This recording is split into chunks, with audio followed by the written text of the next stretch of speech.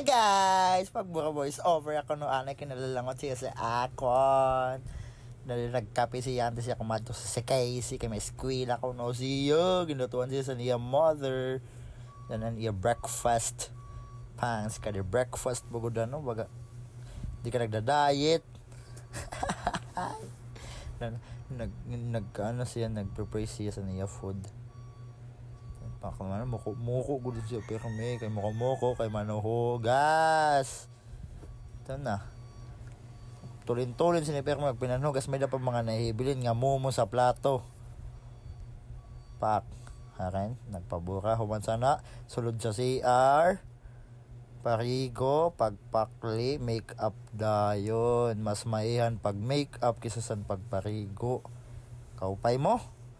Di na magawas na siya pak. Sobrang Latina ni ayaw mo na sa gawas. Pak posing papang on the way na pa si Casey. Then pak ada na si Casey. Nagatanan niya mga classmates. Pa-review ko no kay base signon. Pag abot papagawasan lang ngayon. Ito na paglibot sa nagay sa ng klase. Pak, sa astiga no, di na ko eskwela.